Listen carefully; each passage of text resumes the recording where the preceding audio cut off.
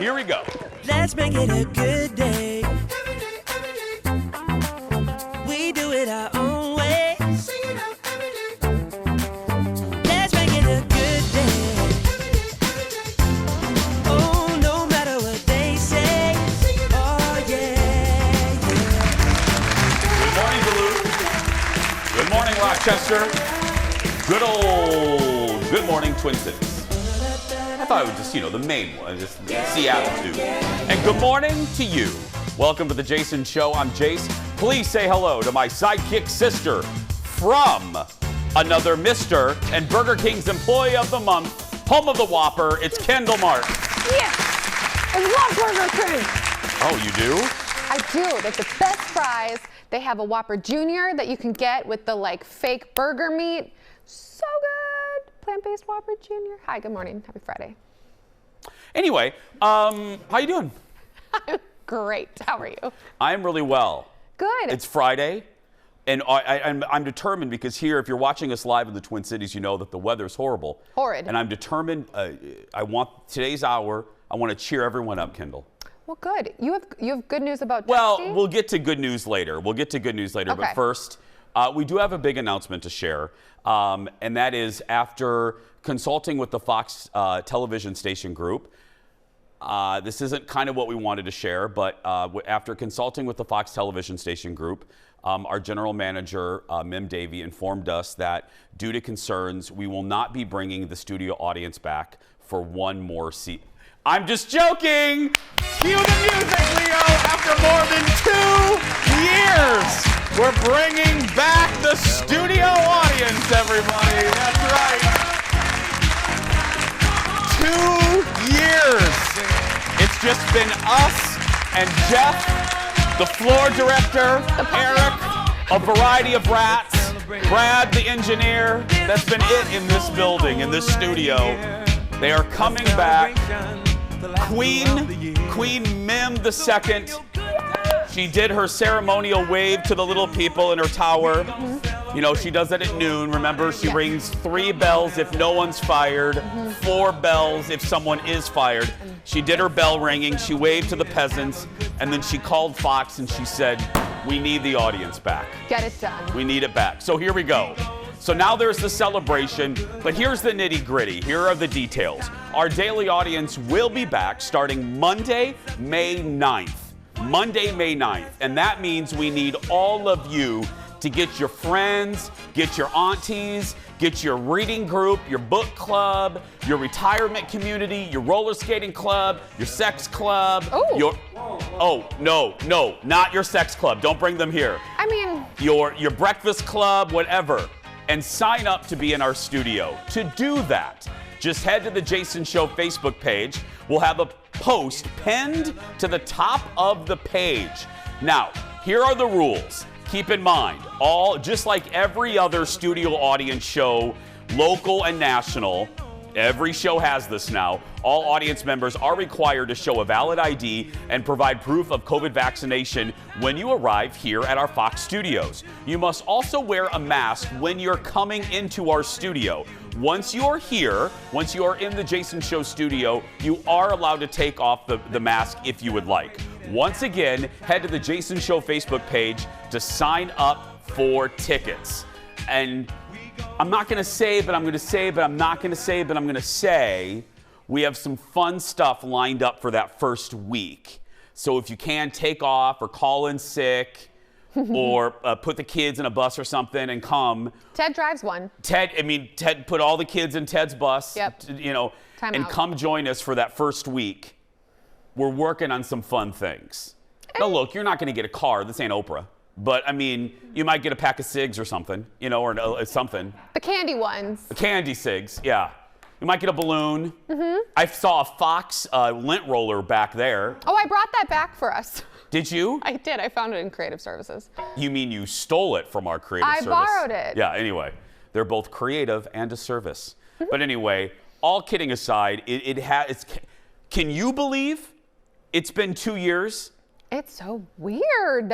And you said something that shocked me. Tell the folks what you told me. I have worked here longer not having an audience than having an audience, because I started in February of 2019. We were done mid-March, and now here we are in 2022. So kind of crazy. And I remember, I know, we'll get started, I promise.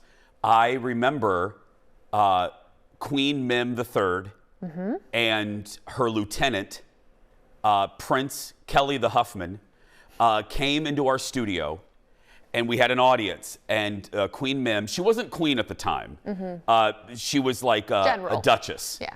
She came back and she goes, guys, this is going to be your last audience for a while.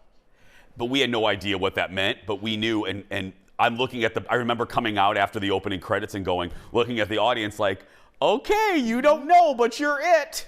This is it. Who knew it would be 2 years? But I miss it. It literally, thanks to the company, when we launched this show, there was no infrastructure within the Fox television station group. We own, Jeff, how many stations do we own? 20-some? 20-something. Yeah, we own maybe around 20. There was no local shows like this. There was no show like The Jason Show. And we demanded an audience. We said we wanted to be different than any other local or show like this. And we knew it was going to be a pain, but we needed to create the infrastructure. So I'm grateful to the group at the time that included a Duchess Mim and the Fox group. They created infrastructure with creative services to give us a daily audience. And I just think it sets our show apart. You set our show apart. You bring in energy. I love being with you. I love playing with you guys. I love the off the cuff remarks you guys make, hearing you laugh. I feed off that, and that energy transfers to you at home, hopefully, and makes our show a lot of fun. You Amen. know? So thank you. Come see us. We can't wait. Let's get started. It's time for the hot dish, everybody. Roll it, Leo. Look, it's Disney. The cost to produce TV shows has gone up over the years. Game of Thrones was $6 million a year at first. Remember that, Kendall? That was your show. It was a huge deal. Dragons are expensive. The Mandalorian runs Disney $15 million an episode. That's nothing. In a new article in the Wall Street Journal, we found out Netflix, are you ready, Kendall? Hold on to your wigs and keys and granny panties. Netflix spends $30 million an episode to produce Stranger Things. Kendall, did you hear that? I'm choking. $30 million. Netflix spending is coming under a microscope. I wonder why. After the streamer revealed it lost subscribers this year. Yeah, all the investors are like this. How much is that costing? Yeah, Stranger Things 4, by the way, drops in May. 30 million. Do they have 10 episodes or 8 episodes? Not that it matters with that number, but I think are they an 8 episode? Either way, around 300 to 250 million dollars. In comparison, the Jason Show research team calculated how much a single episode of this show costs. $72.50. You're looking, Leo, take a shot, take Eric's camera. Ladies and gentlemen, you're looking at $72.50 of quality talk show entertainment. That's right. Some days it's free 99. That's right. And $5 of that is the coffee I bring Jeff every day. Thank you. I knew he would press the applause button. Oh, and we're going to get rid of the applause button. What? I'm out of a job. Oh, Jeff's out of a job now. He's gone. What's Jeff going to do? Ted, have we figured that out? What is Jeff going to do I don't even know. with no applause button? I don't know. We'll have to figure. That's a meeting. That's another meeting we're going to have with Queen Mim. Not another one. Next in the dish, the latest trailer. There seems like there's been 5 trailers of this movie, but I promise this is, I think, the final one for Buzz Lightyear. It tells the origin story of course, Buzz Lightyear. Look.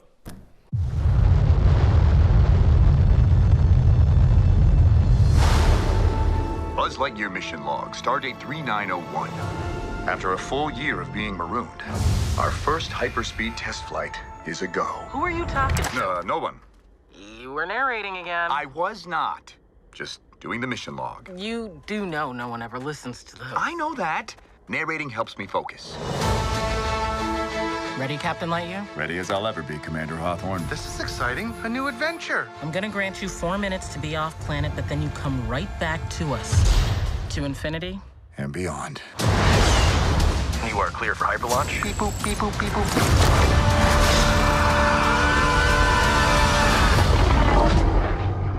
Buzz, That was utterly terrifying, and I regret having joined you. I love that kitty. Every kid is going to want that robotic cat. Yeah. You know they're going to be selling that every... Like Baby Yoda. Oh, absolutely. I forgot what it has a cool name, too. Do you remember, Kendall? No. It has a cute little name. Jeff, can the research team look that up? It's like Skittles or something. I don't know. Kitten. Yeah, it's very original. What's your cat's name? Kitten. Chris Evans plays Buzz, if that voice is familiar. It also has Uza Aduba, Peter San, Keke Palmer, and James Brolin. It hits theaters what? Socks the Robot. That's right. Oh. Socks. Isn't that cute? Yeah, it's great. I still don't think we need an origin story about a fake character in a Disney Pixar movie. Kendall? But Kendall? sorry. Remember, we're trying to cheer people up today. I love this movie. It looks great. Just FYI.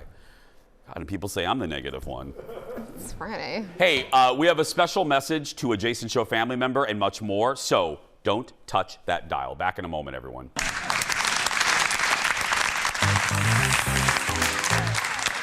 Coming up next, Nick Cage is on fire. After not showing up on interview shows for like a decade, Nick is back and better than ever. Then, what does it take to bring a galaxy far, far away to the Minnesota Orchestra?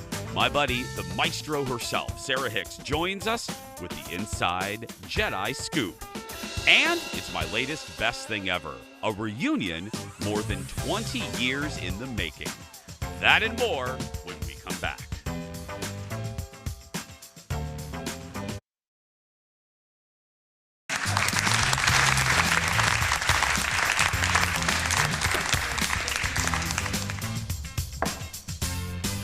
I'm seeing if we're sold out yet for the week of the 9th. Tickets are hot, people. Tickets are hot. We're not, and we don't charge for this. People used to ask when we had, are we charging? We don't charge for this. Are you kidding me? Again, $72.50 you're looking at. $72.50. Sunshine and a smile. Oh, they're going fast though. So grab your friends. It's a fun day, right? I mean, we do a little Q&A afterwards. We do a fun picture. You get to meet Eric in real life. That's right. You get to meet Oliver the Otter, and then people can ask me. People can ask me questions that I'm not allowed to talk about on the air. You know what I mean? Candid, like I give you the real dish when you're here. Tom Butler might be seated at his desk when you walk by. Really quick, the best thing about when we have the audience is they come through our newsroom where there are real life television news people sitting at their desk. And it's funny to watch the reaction the first time, like when they see Tom Butler, who's an anchor on the Fox 10 Morning News, they go like this. I think that's Tom Butler. And it's like him in his natural habitat. Yeah. You know what I mean? Just like grazing like a little zebra. And he's always nice. He always waves. Tom is the nicest. I love the Tom Butler. If anyone says anything bad about him and there's nothing bad to say about him, I'll slap him right in the face. That's how much I love Tom Butler. And I'm not a violent person. Unless I talk about Tom Butler. Magic Johnson's new documentary is out on Apple TV Plus, and he was on Kimmel last night and talked about his rookie season in the NBA and more, and that is our Late Night Rewind.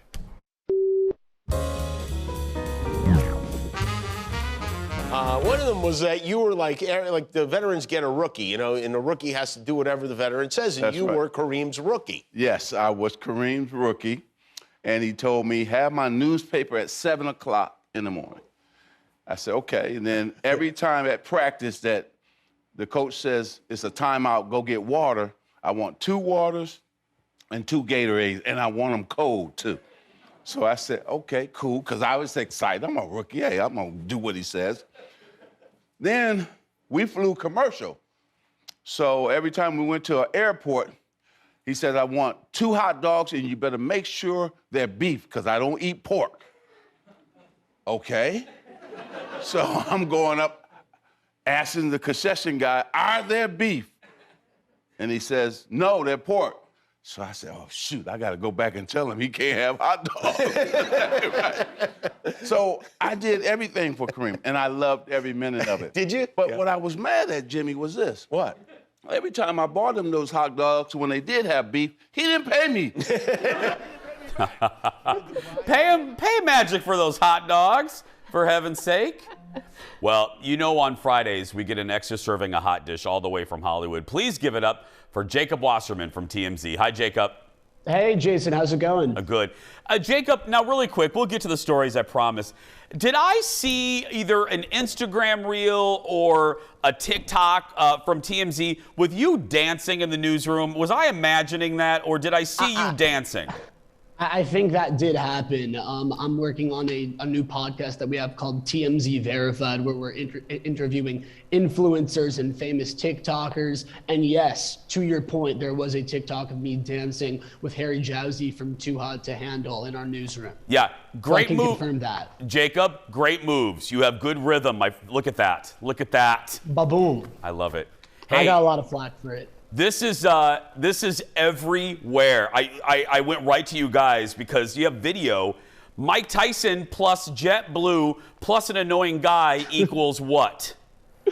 Equals an incredible viral video. And I mean, like you said, this caught like wildfire yesterday. This was on a JetBlue flight from San Francisco to Miami. And as you can see, before the flight even took off, Mike was throwing punches. But it's important to give the context here. Apparently, these people sitting behind Mike Tyson first went up to him asking for a photo, and Mike was very kind, took a photo with them, was being very nice.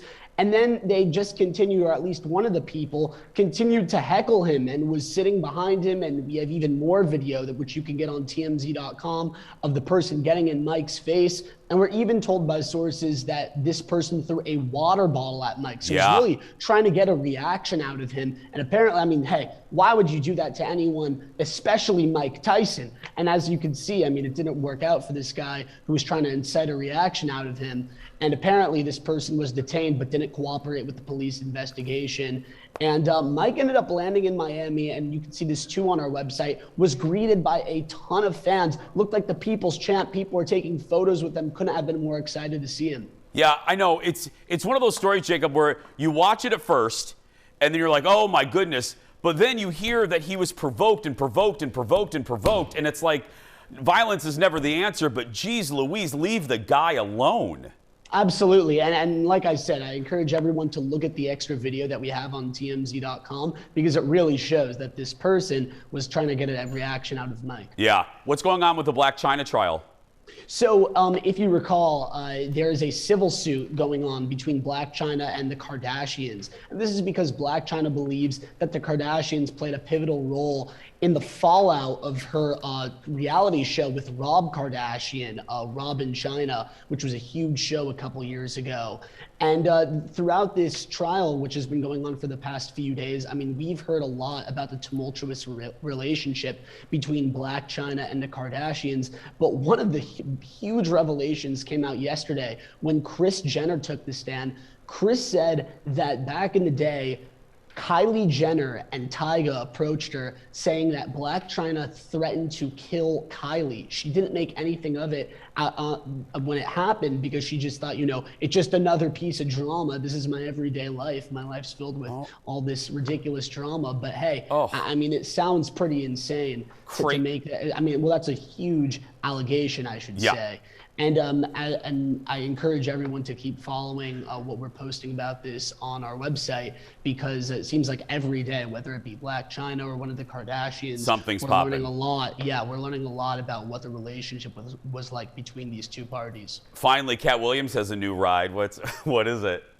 It's a car like I've never seen in my life. He spent $200,000 on an Apocalypse Hellfire. Goodness! I've never seen anything like this. I mean, this is a 6-wheel car. As you can see, I mean, it's pretty cool, man. It's cool. It has a green exterior, green rims, and in the interior you have kind of you have purple rims, and in the inside you have purple too. It matches nicely. I don't know what this car is meant for. Carmageddon, who knows?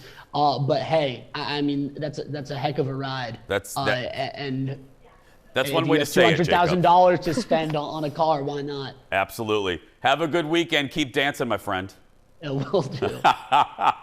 Next to the dish, Nicolas Cage rolled out a new outfit for his latest late night interview. He's everywhere. I love this. We haven't seen him in 14 years, and now he's everywhere. He was on with James Corden last night and another guest, and I love that James does this. He keeps all the guests on the couch. Aaron Paul, who was talking about his child having gas problems, and that prompted Nick to share some burping tips.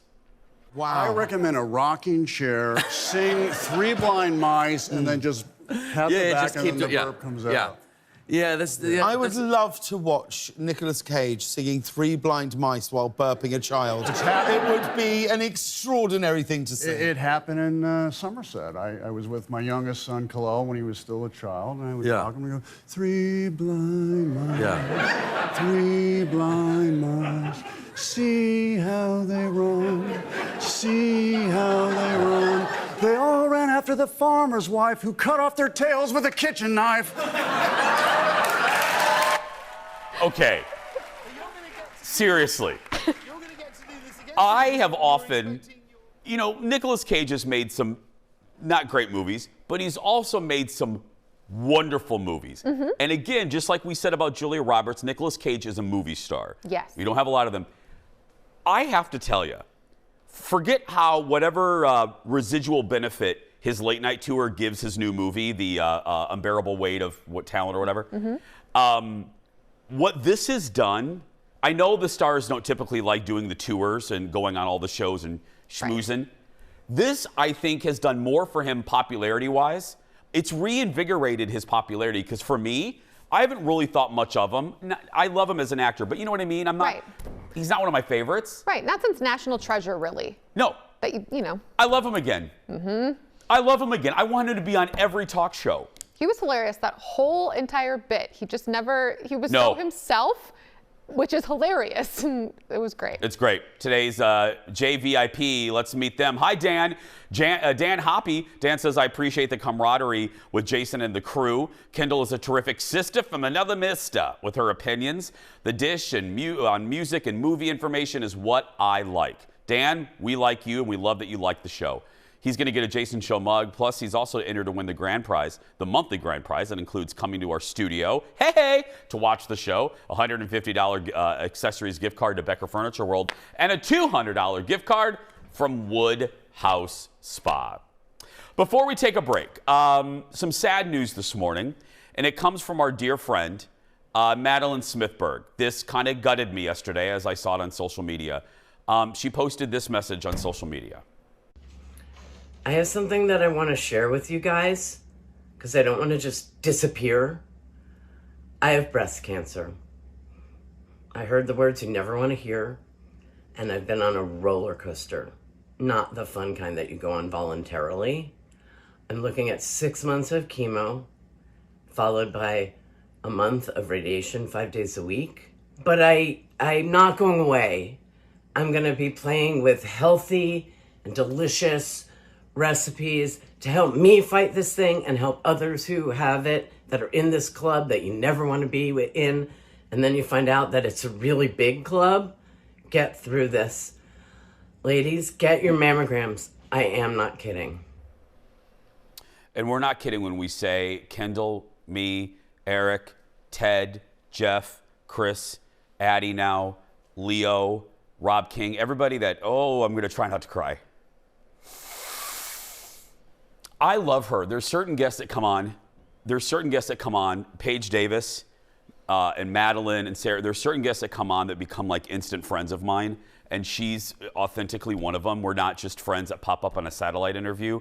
I love her, and she has given us so much joy, right? I mean, I've laughed harder with her interviews on the show than I have in most segments on the show in 7 years. So I'm just asking that y'all do what you do really well. So Kendall and I need to activate you. Activate. I need all of you to shower this woman with love from all of our stations. Shower her on her Facebook page. She's going to need the support. And if anyone can kick cancer's ass, it's her. Don't mean to be blunt, but I'm going to be blunt because she's worth it. We love you, Madeline. You're going to be great. We can't wait to see you again. And if you need anything, you call us. We'll be right back. Back in a moment.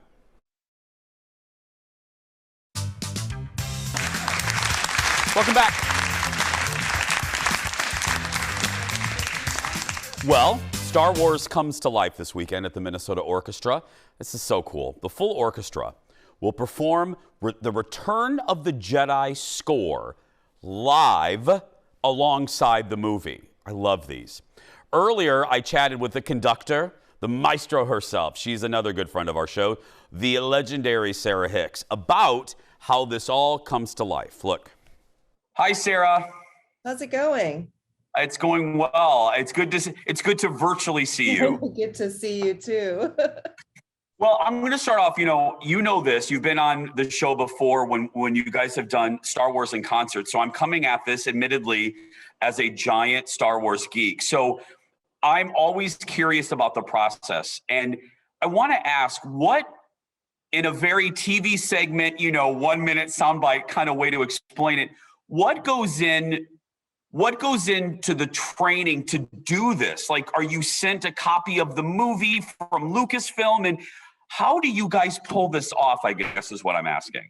It's a big question, but in a nutshell, so Disney produces these live-to-film products where they change essentially they compile all the music for the film and create a new film for the conductor that we're able to coordinate what's going on. So I'm looking at my own film, which is set up with streamers and punches and clicks and measure numbers and a digital countdown. It's a lot of information. And I'm coordinating that with my music, which is created especially to be performed live, not in the studio, that coordinates all those things I see on my film with what's in the music. Okay, I want to break this down because literally I just think this is so fascinating to folks. You use a couple terms that I don't know. So you're hearing clicks and beat. So are you getting different types of cues, Sarah, because this time, for folks that don't know, it's Return of the Jedi. Yes. Or are you looking at a screen? Do you have an earpiece? How are you getting these cues? So I have an earpiece, usually in my right ear, that gives me a click that coordinates with the music. And then my screen has these lines of light that go across like this to show me when the next measure is coming. And occasionally I'll get a flash, which is the beginning of the bar. Sometimes I get a green line, which means something happens in the film there. And then I have a little thing on the bottom that tells me which cue I'm in. There's a countdown in the corner and there's a measure number and the beat of the measure. So it really, to the second or to the millisecond, lines me up to where the music should be with the film. What kind of it's funny, I was going to use the reference. It's like conducting an orchestra, and you're doing that too.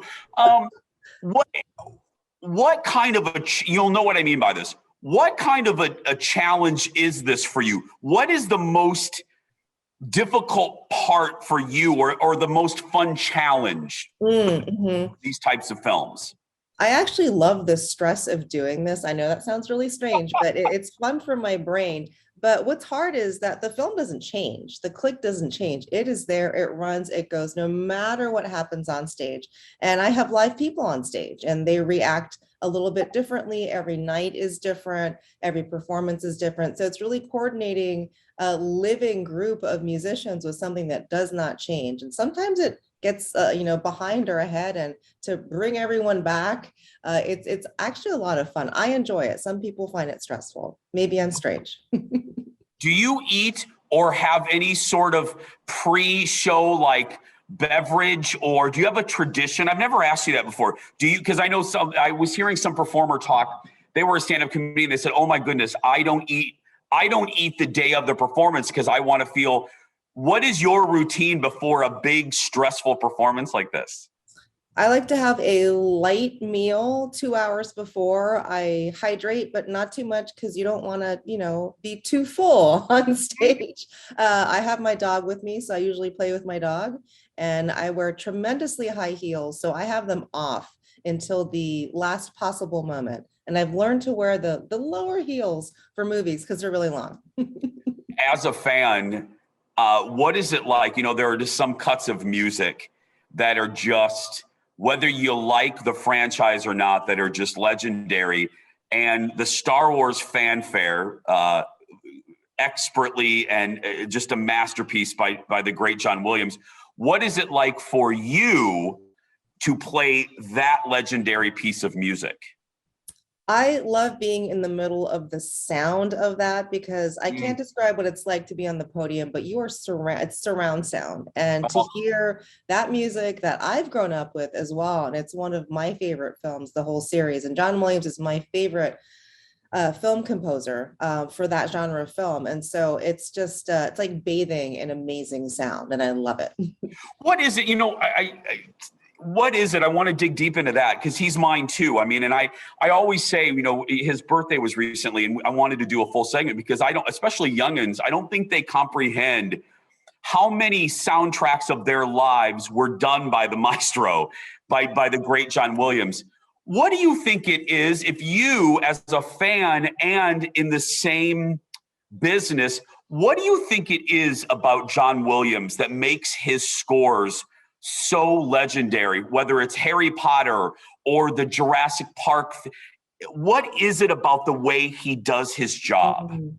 I think because his music is so operatic, it's not static, it's not just a beat going and some, you know, tune that repeats. Like every moment is new and it's in response to what's happening. It's so tuneful, it's so rich, but it's always changing. And so you're always following the emotional arc of what's going on through the music, as well as what's going on film. So it really makes it this incredible immersive experience that's musically led. And I think that's really powerful. Last question, you referenced your dog. What kind of dog do you have? I have a Papillon. His name is Lieutenant Benjamin Franklin Pinkerton. He comes with me everywhere. He's the most famous dog amongst North American orchestras, and everyone loves him. Best name ever. Seriously. Well, best name. He's fantastic. Cool, right? Sincerely, how stressful is that? All the cues that she gets. I mean, that's why she is who she is. Tickets are still available. Go to minnesotaorchestra.org. And our pre-show ritual, Fireball and Mountain Dew. We all do. I'm just joking. We'll be right back. Back in a moment. Can you imagine Eric with Fireball and Mountain Dew?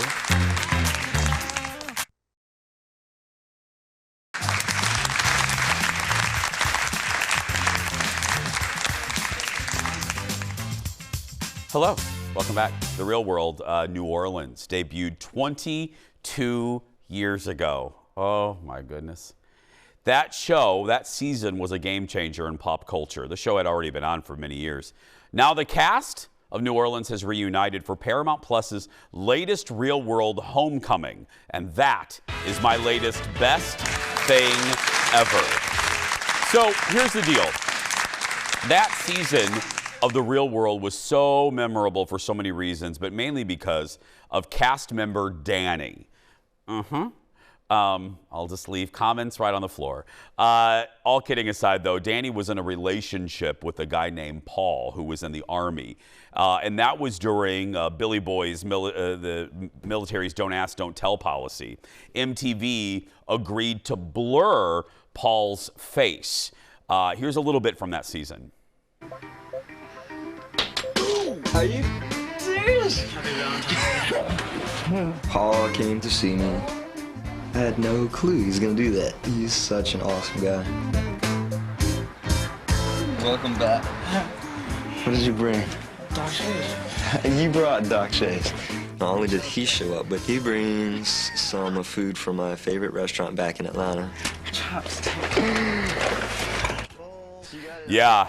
Well, and I got to tell you, just as, you know, I was in my 20s, I was still a McGay guy, but it was, yeah, surprise! Anyway, Danny was a big deal, all jokes for a second. Danny was a really big deal. You know, Will and Grace had been on, but he was one of the first gay folks that a lot of us could identify with, and ... 90% of us had a crush on him, so just being very honest with that. Also on that year was Julie, a conservative woman who was against homosexuality. In the first episode, so we're getting ready to show you the first episode of this new season. She had a problem with mainly two people.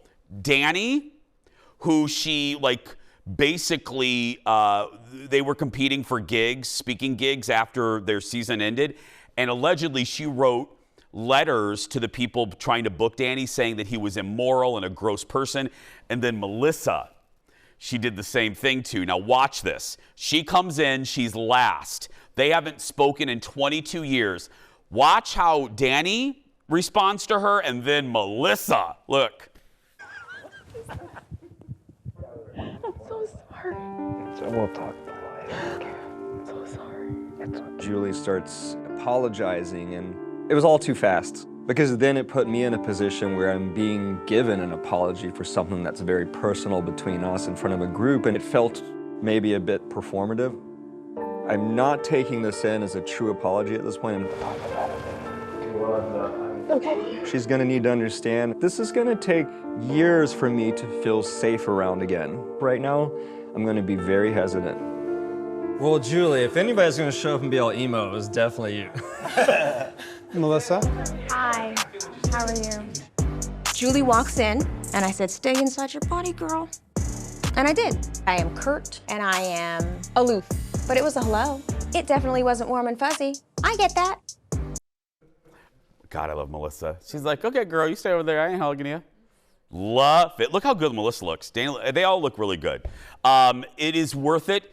To dip there's only been one episode, and they go right into it. At the end of it, they have some drinks, and they get into it, and the drama starts immediately. It's so good. The new season is available right now on Paramount Plus, and that is my latest best thing ever.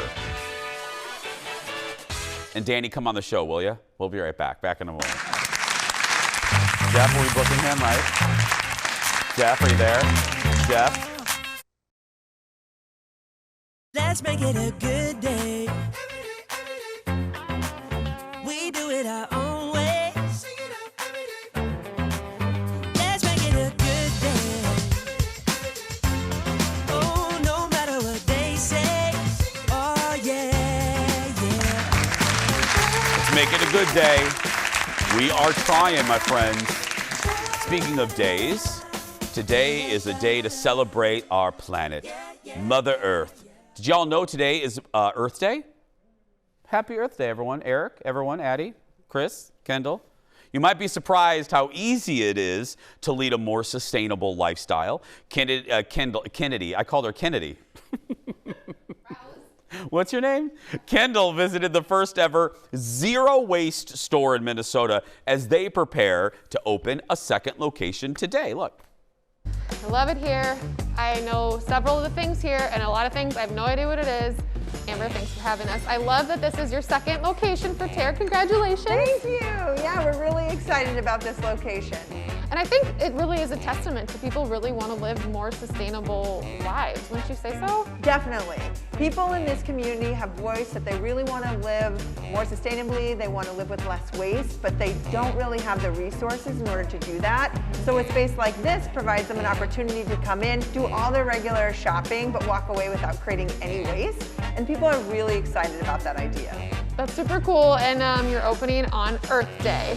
Yep. Not a coincidence. No, it's very strategic. As I mentioned, this community really wants more options, and we worked really, really hard all last year to prepare for a second location, and so we're so excited to open Earth Day at 945 Broadway Street Northeast in the Broadway building. So this is a totally safe space to come, no judgment. We'll help you wherever you are on your sustainability journey. So at Tara Market, we carry about 130 bulk shelf-stable foods, in addition to 500 other zero-waste swaps, so products that don't have a waste byproduct.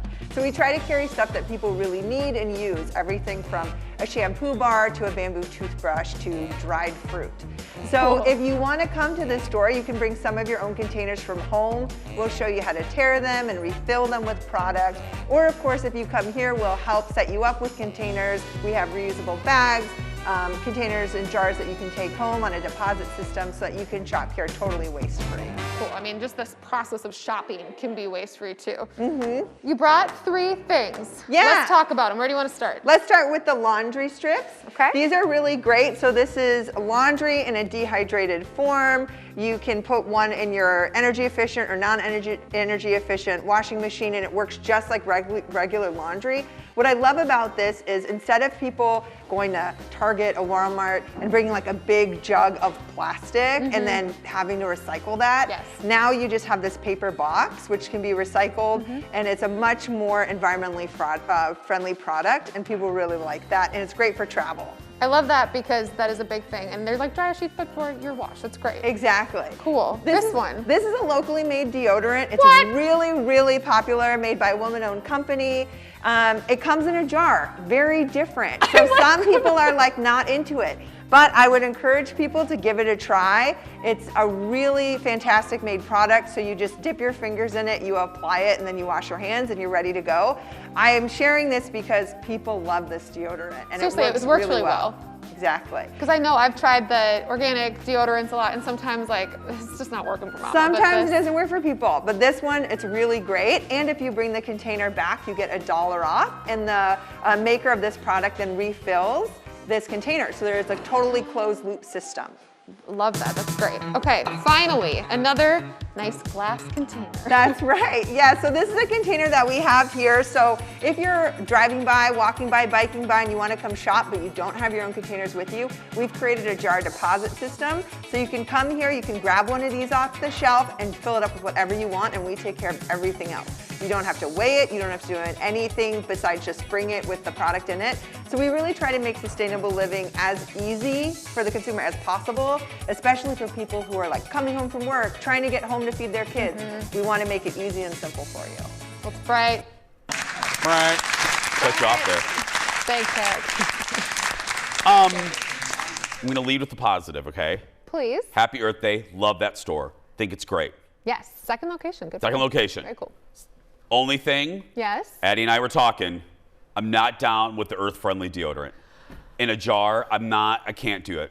I can do everything else. I'm just being real. I'm being real. I'm not gonna, no. Okay, I will say, I have also tried earth-friendly deodorant. I did ask her, does this one really work? She said, I promise it does. It hasn't, I didn't use that one, but I do Are you using it right now?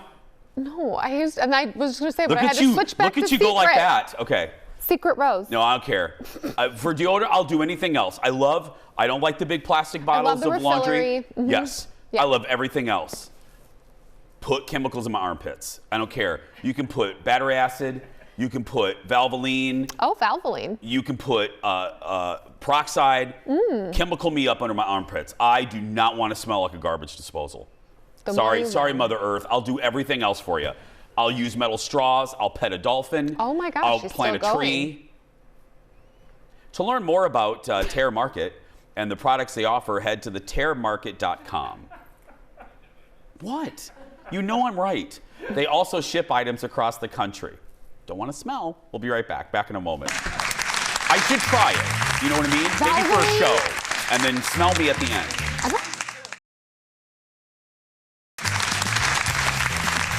Welcome back to the most important world's shortest segment we've ever done.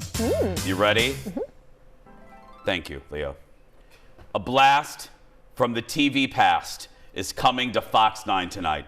Look at this epic promo. Did you guys see this post from Craig Kilborn? From The Daily Show and The Late Late Show? Hello there, Twin Cities. It's your old friend, Mr. Craig Kilborn. Back in town to see the Wolves in the playoffs. And also, I'm going to be on Enough Said. It's going to be the best one yet. Was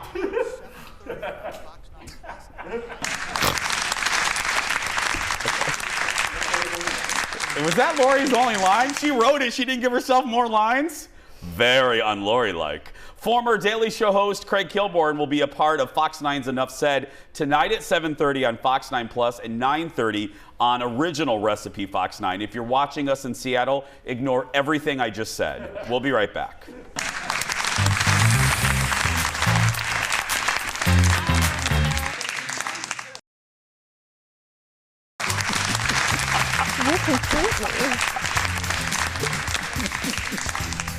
Welcome back. It's time for the surprise goodbye. Roll it, Leo. Okay, you know we never know what's in this segment until right now. If you've ever watched your dog sleep and think, that bed looks comfortable, good news. Two inventors created dog beds for humans. They're called Pluffles. Created by two college students in Vancouver. It features memory foam and a soft fake fur cover. Anyone can pre-order the bed now on Kickstarter for $350. Orders will ship in November. And speaking of ordering, we just found out we have close to how many? 117 people already signed up. Thousands for our audience. May 9th, everybody. Sign up now on our Jason Show Facebook page. Monday, the Fly Girl is back showing us the latest styles of jean jackets for spring. Hello, jean jackets are back. Plus, we're opening up the Jason Show mailbag. That's going to do it for us. If you're watching and you're a kid that's being bullied, go out there and be yourself, because nobody can tell you you're doing it wrong. Can't wait to have the audience back. Monday, May 9th. Sign up now.